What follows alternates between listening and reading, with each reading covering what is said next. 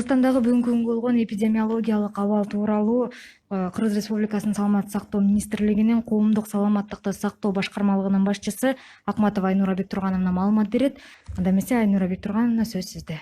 Саламатсыздарбы, урматтуу телекөрүүчүлөр, урматтуу радио угуучулар. COVID-19 илдети боюнча 27 июль 2020 карата статистикалык маалымат бүгүнкү күндө мындай болуп берилген.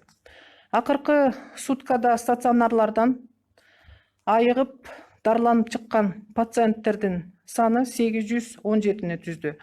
Алардын ичинен Бишкек шаарында 445, Ош шаарында 90, Чүй облусунда 66, Ош облусунда 37, Талас облусунда 7, Нарын облусунда 1, Ысык Көл облусунда 7, Жалал Абад облусунда 105 жана Баткен облусунда 59 бейтап айыгып чыкты.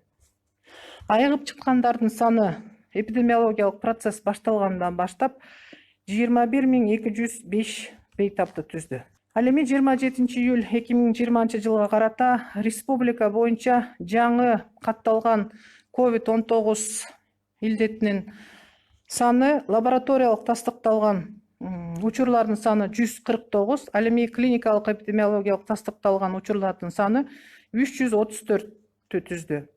Бардыгы жаңы учурлар 483. Алардын ичинен лабораториялык тастыкталган учурлар Бишкек шаарында 19, Чүй облусунда 12, Ош шаарында 32, Нарын облусунда 1, Ысык Көл облусунда 4, Талас облусунда 8, Жалал Абад облусунда 32, Баткен облусунда 21, Ош облусунда 20 учур катталды.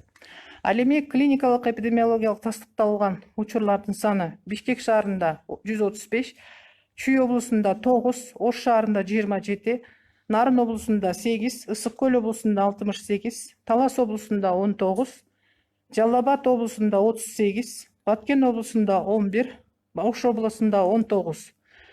Бардык эпидемиологиялык процесс башталган учурдан баштап 33296 COVID-19 илдети учурлары катталган. Алардын ичинен лабораториялык тастыкталган учурлар 15952 түздү. Ал эми клиникалык эпидемиологиялык тастыкталган учурлардын саны 17347 түздү. Бүгүнкү күндө COVID-19 илдети менен дарыланууда республиканын стационарларында 10801 бейтап бар. Алардын ичинен 4722 лабораториялык тастыкталган COVID-19 илдети менен дарыланып жатат. Ал эми 6079 бейтап клиникалык эпидемиологиялык тастыкталган COVID-19 илдети менен дарыланып жатат. Региондор боюнча алып карасак, Бишкек шаарында 4395 бейтап, Ош шаарында 655, Чүй облусунда 1313, Ысык Көл облусунда 1047, Ош облусунда 1231, Баткен облусунда 569, Жалал Абад облусунда 942, Талас облусунда 386 жана Нарын облусунда 263 бейтап дарыланып жатат. Тилекке каршы республиканын стационарларында бүгүнкү күндө 24 өлүм учуру катталган. Алардын ичинен Бишкек шаарында 6, Ош шаарында 1, Чүй облусунда 1, Ысык Көл облусунда 4, Ош облусунда 1, Баткен облусунда 1, Жалал Абад облусунда 6, Талас облусунда 3 жана Нарын облусунда 1 учур катталды. Жалпы COVID-19 илдети катталган учурлардын арасында медициналык кызматкерлердин арасында дагы жаңы 22 учур катталды. Алардын ичинде Ош шаарында 1, Чүй облусунда 3, Ош облусунда 6, Жалал Абад облусунда 7, Баткен облусунда 4, Нарын облусунда 1 учур катталды. Бардык COVID-19 илдети менен жабыркаган медициналык кызматкерлердин саны бүгүнкү күндө 2683 түздү. Бир сутка ичинде дарыланып чыккан медициналык кызматкерлердин саны 10.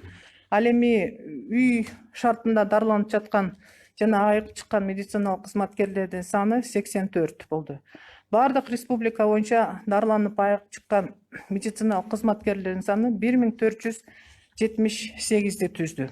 Дагы бир токтолуп белгилей кетүүчү нерсе, Саламаттык сактоо министрлиги бүгүнкү күндө медициналык кызматкерлердин кайрылууларын эске алып, андан сырткары ошол бүткүл дүйнөлүк саламаттык сактоо уюмунун кеңешмелерин эске алып, COVID-19 илдети менен күрөшүүдө жана COVID-19 илдетинин таралуучу өзгөчөлүктөрүн эске алуу менен атайын процедураларды, коргонуучу каражаттарды колдонуучу процедураларды карап, аларга өзгөртүүлөрдү киргизди. Инфекцияны жуктуруп алуу коркунуч жолдорун эске алуу менен коргонуу деңгээлдери бекитилди. Тобокелчилик деңгээли төмөн болгон биринчи деңгээлдеги саламаттык сактоо уюмдарында иштеген курч вирустук ооруларга белгилүү болгон симптомдору жок. Андан сырткары кооптуу өлкөлөргө барбаган, ковид илдети менен ооруган оорулар менен контактта болбогон, саламаттык сактоо уюмдарынын үй бүлөлүк медицина борборлору, же болбосо үй бүлөлүк врачтар тобу, же болбосо фельдшердик акушердик пункттар, болбосо башка стационарларда иштеген медициналык кызматкерлер тобокелчилик деңгээли төмөн болгон биринчи деңгээлде коргонуучу каражат болуп, атайын медициналык бир жолку колдонгон бет кап кирет. Андан сырткары экинчи тобокелчилик деңгээли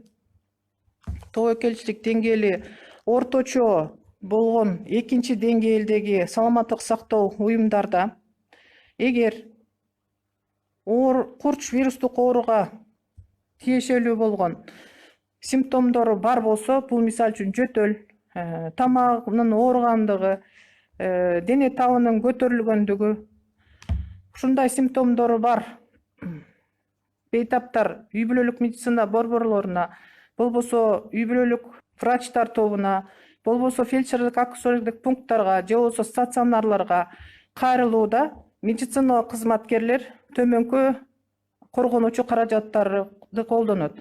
Буларга респиратор кирет, коргонуучу көз айнек, бетти калкалоочу калкан, андан сырткары коргонуучу костюм, же болбосо бир жолу кийилүүчү медициналык халат, чепчик, колгап, алмаштырылуучу туюк бут кийим. Мына ушул коргонуучу каражаттар экинчи деңгээлдеги медициналык саламаттык сактоо уюмдарында колдонуучу каражаттарга кирет. Ал эми тобокелчилик деңгээли бийик болгон саламаттык сактоо уюмдарына ошол ковид илдети менен ооруган, же болбосо ковид илдети менен ооруган, же болбосо ковид илдетине шектүү деген бейтаптар менен иштеген медициналык кызматкерлер обсерватордо болобу, инфекциялык стационарларда, же болбосо мобилдик бригадаларда, же болбосо скорой помощьта иштеген бригадаларда иштеген медициналык кызматкерлердин коргонуучу каражаттарга респираторлор кирет. Бул FFP2 же болбосо FFP3 үлгүсүндөгү респиратор, көздү коргоочу очкилер, бетти калкалоочу калкан, коргонуучу костюм, же болбосо бир жолку кийүүчү медициналык халат узун жеңи менен. Андан сырткары перчатка, алмаштырылуучу туюк бут кийим, анын үстүнөн бахила кийилет. Мына бүгүн ушул жаңы операциялык процедураларга коргонуучу каражаттарды колдонуу боюнча өзгөртүүлөр киргизилген. Ошол боюнча биздин региондордогу медициналык кызматкерлер дагы негизи медициналык кызматкерлердин кайрылууларынын негизинде, анан волонтерлор дагы кайрылып ушул боюнча маселе көтөрүштү эле. Ошон үчүн кыскача маалымат берип кетүүнү туура таптык.